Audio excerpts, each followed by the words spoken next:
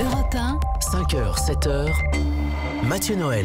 Voici pour les titres de ce 18 janvier 2019. Et l'actualité aujourd'hui, c'est encore et toujours le mouvement des Gilets jaunes qui se poursuit près de 4 mois après sa création. Bonjour François-Bernard Huyck. Bonjour. Vous êtes docteur en sciences politiques et vous avez effectué une véritable plongée au cœur du mouvement des Gilets jaunes. Vous en tirez aujourd'hui un livre intitulé « Dans la tête des Gilets jaunes ». Alors déjà, pour qu'on comprenne bien votre approche, ça n'a rien d'une analyse purement intellectuelle rédigée dans votre bureau. Au contraire, pour comprendre ce mouvement, vous avez été obligé de vous mêler aux manifestants en quelque sorte. Alors, il y a même une synthèse, parce que j'ai fait ce livre avec deux petits camarades. Tout à fait, Xavier de Maison et Damien Licia. Voilà. Donc, il a été fait d'une part, parce que je fais ma chronique sur mon site huyck.fr et que j'écrivais pas mal sur le sujet, puis évidemment que j'ai passé pas mal d'heures dans les manifestations, mais allez, soyons honnêtes, plus comme participant qu'avec mon petit carnet à la main et accompagné de mes étudiants. Est-ce que vous avez... Donc, vous êtes sympathisant Gilets jaunes? Je le reconnais sans barguiner. La question intéressante est, est-ce que vous l'étiez déjà avant ou c'est en allant sur les ronds-points autour des Bras-Zéro que vous êtes devenu sympathisant des Gilets jaunes? Les deux, mon général. Je vais faire un peu de confidence et d'autobiographie. Une partie de mon cerveau est celui d'un bobo du 6e arrondissement, participant à plusieurs revues. Donc tout ce qui devrait faire que je déteste les Gilets jaunes.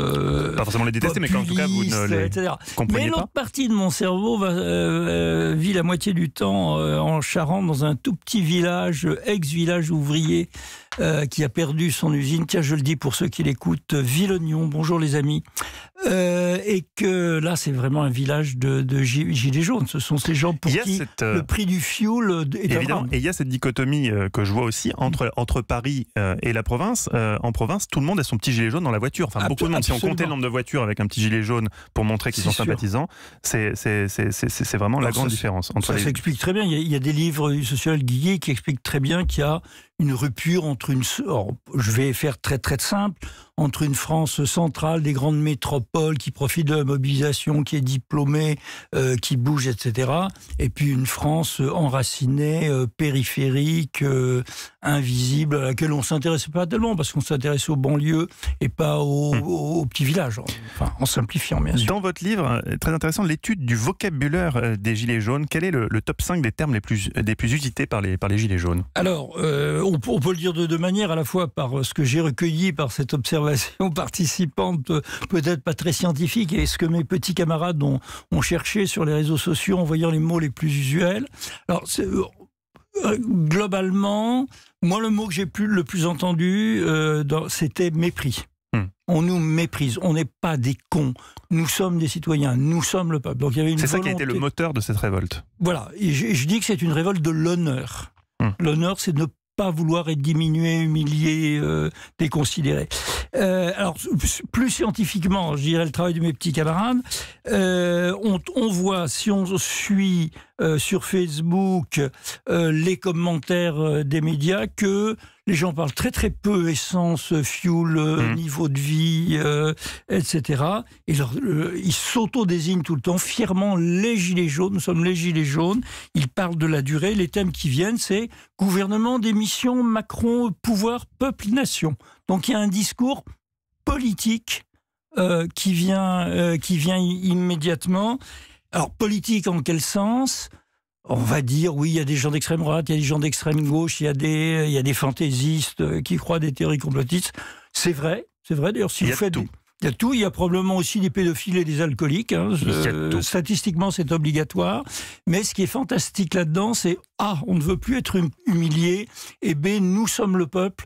Nous voulons reprendre directement le pouvoir contre ceux qui nous représentent. Cet éclectisme au sein du mouvement, est-ce que ça ne peut pas lui porter préjudice? Est-ce que vous, qui avez vécu ce mouvement de l'intérieur, est-ce que vous croyez à une structuration politique de ce mouvement des Gilets jaunes? Alors, ça va dépendre d'un tas de facteurs très compliqués. Le premier, c'est est-ce que, appelons ça la stratégie macronienne de bien faire peur à la droite avec la violence des manifestants pour se rattraper, disons, des électeurs ex-fillonistes. La violence existe. Elle existe, tout à fait. Elle est d'ailleurs symbolique et importante. Là-dedans, on ne reculera pas, etc. On rendra les coups aux gens qui nous tirent dans la gueule avec des flashballs. Ça, je l'ai entendu souvent. La manœuvre du grand débat, ça peut enliser en partie le mouvement Gilets jaunes, parce qu'ils vont pas aller en 52e samedi de manif à Paris. Il y a ceux qui iront dans les comités, ceux qui iront pas dans les sous-comités, ceux qui engueuleront ceux qui iront dans le choix des arbitres. C'est la division interne qui risque de porter préjudice transformer un grand fleuve en petit ruisselet. Moi, je crois que le problème, il est plus profond. Est-ce que les Gilets jaunes, qui pour le moment sont dans une seule opposition, ceux d'en bas contre ceux d'en haut, vont se trouver, sinon une idéologie culturelle, une expression culturelle d'un parti, ce que les vieux marxistes auraient appelé des intellectuels organiques, ou des moyens de s'exprimer, de prendre la parole, autrement que le défoulement Facebook? Je crois que c'est ça la raison. Pour le moment, leurs objectifs, c'est « nous sommes le peuple, nous voulons gouverner ». Mais c'est trop facile de leur répondre. D'accord, vous êtes le peuple, vous voulez gouverner, mais vous voulez quoi? On va discuter technique. Est-ce qu'on monte tel impôt? Est-ce qu'on on comprend que la route est encore longue vers une structuration politique. Merci beaucoup François-Bernard Huyghe. Vous êtes donc un des auteurs du livre Dans la tête des Gilets jaunes qui vient de paraître chez VA Éditions. Merci d'avoir été avec nous.